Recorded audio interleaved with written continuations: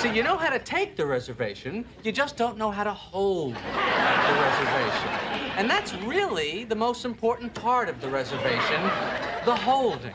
Anybody can just take them. Hi guys, welcome back to the channel. My name is Dave, and are you good at taking reservations? I'm talking about your retirement reservation, what you've been working on for the last 20 or 30 years. Meaning, have you been doing all the little things that you need to do, like living below your means, making those sacrifices, paying yourself first, investing into low-cost ETFs, and building that stockpile of cash so that you can retire?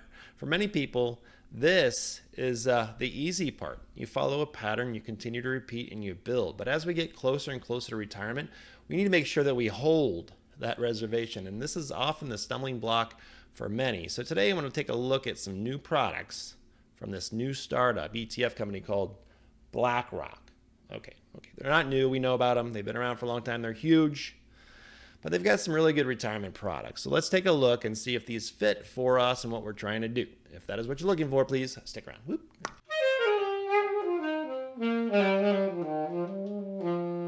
Taking the reservation for retirement can be easy once we are set up. We routinely invest into good, solid products. Think of things like the S&P 500 or VOO. We've got a long time horizon. We consistently invest, and we get started when we're really early so we can build up that nice big pile of money. Perfect, no problem. We're headed towards retirement. But holding the reservation can be a challenge for many. And the temptation seems to be that we want to stretch and push for higher returns. And that leads us into products that we don't necessarily want to be involved in, such as highly leveraged products, products with really high fees, unacceptable withdrawal rates. Think of 8% versus 4%. A portfolio that consists of just stocks, no bond allocation, or just buying penny stocks, or gambling, or getting the really risky option trades. So these are just a few examples. But in retirement, we really need to make sure that we're holding our retirement reservation. There's a great book by Morgan Housel titled The Psychology of Money. Maybe you have heard of it. It's an easy read. It's got great stories. And I'll link it down below in the description in case you want to check it out. But he's got a line in the book that has stuck with me about how staying wealthy requires restraint. Or in other words, wealth requires restraint. Just three simple words that explain building wealth so well. Now, he goes on in the book to explain that for many people, they want to be a millionaire so that they can spend $1 million. But that will not work for us in retirement or on the journey to retirement. And there is a long list of people that have lost not only millions, but even billions because they had a lack of restraint, and wealth requires restraint. Now, this particular list here is from a website called Startup Talkie, but a few nice examples where enough was just not enough, right? Complete boom and bust. Or as Jerry says, they just didn't know how to hold their reservation. Anybody can just take them. So today we're going to look at the iShares Lifepath Target Date ETFs and see if these can help us hold our retirement reservation. All we have to really know is our retirement date so that we can get started. So if you come over here to BlackRock or iShares and take a look, you'll be able to find all this information. But you're going to see they've got several different products based upon your retirement year. So find a target date, retirement date, and in 3 simple steps, you can get started in preparing for your retirement. Sounds pretty good. So determine your year, select the fund that is closest to your retirement year, and start investing. So here is their nice big list. And as you can see, let me get it centered here for you.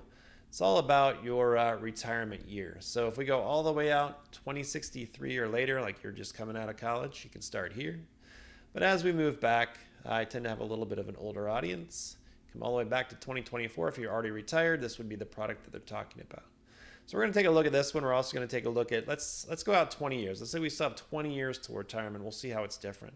So in that case, it would be 2044. That would fit in right here between 2043 and 2047. So if our retirement year is 2044, we would be looking at ITDE. And of course, you can mix and match these two a little bit if you are in between, or you want a little bit more risk, or you want to be a little bit safer, you can do that as well. But we'll take a look at these two just as a guide and understand that there's lots of other options in here as well. So let's start by looking at IRTR, which is their most conservative product, or in this case, the one that they have proposed for when you are in retirement. Maybe that's what IRTR stands for.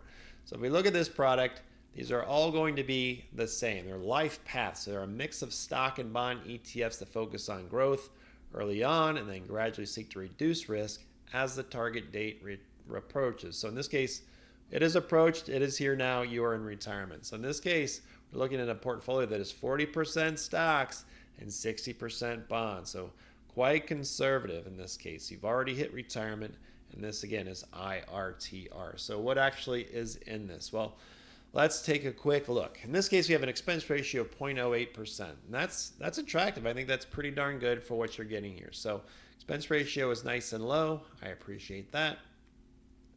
You can read through the rest of this, but let's get down and see actually what are in these holdings. Again, a 40-60 portfolio, 40% stocks, 60% bonds, and not too many holdings, but very broad-based in the sense that these are all ETFs. So we're going to have a lot of different things in this. So first we have IWP, which is the iShares Russell 1000 ETF. So this is going to be your growth component in this case, and it's 24% by weight, and that's going to have your Apple, Microsoft, Amazon, Google, Alphabet in there. Second is GOVT, which is a Treasury bond ETF. Then we have an MBS, mortgage-backed security product. Then we have a core MSCI International Development ETF. Then we have a TIPS bond ETF, a Treasury bond ETF for 10 to 20 years. iShares 1 to 5 year investment grade corporate bonds, 5 to 10 year investment grade corporate bonds. You get the idea here. iShares core MSCI emerging markets. So again, hitting a lot of the components that you would have from experts out there telling you this is how you should build a portfolio in retirement to be conservative and again protect that nest egg, make it last as long as possible. And then IGLB, which is a 10-year investment grade corporate bond ETF. We can look at page 2. We have a few more components here. USRT, that's a REIT ETF, a small component of that at 1.36%. And then iShares Global Infrastructure ETF at 1.13%. And then the Russell 2000. Small caps, it's a very small component, and then some incidentals down here. So very conservative approach. You can see the breakdown again by weight, so take your time, but very heavy on the bond side, again, to extend our nest egg as long as possible. Now for comparison, let's suppose we're going to retire in 20 years from today. In that case, we'd be right there around 2044, 2045. That would put us into this product, ITDE. We're going to see how this is very different compared to IRTR, at least as far as allocation goes. So let's start with that. We're going to see same components in many ways, but in this case we have 90% stock exposure and 10% in bonds. So a lot more growth available to us with that heavier allocation towards stocks when we're young. And we can also see how this is going to adjust over time. So if we pull that up, we're going to see 90% stocks, 10% bonds right now as of today. But with our fancy little slider, we can move forward in time, moving towards retirement. It will never happen this fast, but we can see as we're sliding more and more towards that bond side, moving away from the stock side, and getting more and more conservative. And I will say that this is pretty conservative, right? 40% stocks, 60% bonds. So if that's too conservative for you, you can certainly mix and match and add some more risk to your portfolio. But these are experts over there at BlackRock, and this is kind of what they see as far as these Lifepath target date funds should look like and how they would allocate it when you get into retirement. So something to consider. Now, if we look at the product here, we're going to see this one has a slightly higher expense ratio of 0.11%. I'm unclear of when that will drop, but it's made up of several ETFs, so along the way, I imagine that will come down a little bit to match that other product. If we slide all the way down, we can kind of see what the holdings are for this particular one, and it's similar products, but a very different makeup. We're still going to have IWB, but now it's 50% of our portfolio. Again, that's going to be your Apple and your Microsoft. Give you exposure to those big growth stocks. Then we have IDEV again. This is our international developing markets, 22%. So again, that international exposure that I think you should have. Again, it touches a lot of the bases that you need to be involved in. They're starting very early, but as you get into retirement, these are great products and nice little makeup.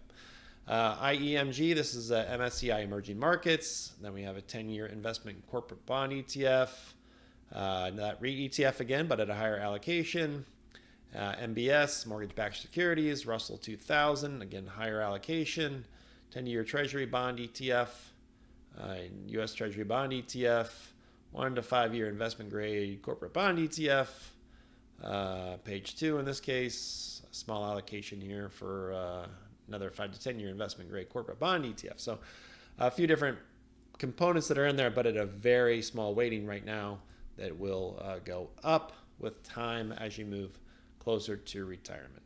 Now let's take a look at these two products over on Seeking Alpha. And by the way, I am a Seeking Alpha affiliate. There are affiliate links down below if you're looking for a stock, an ETF research tool. But in this case, we're looking at ITDE, and this is the second product we looked at that had a target date of 2045 for our retirement. So in this case, again, these are all brand new products, by the way. They came out in October of 2023.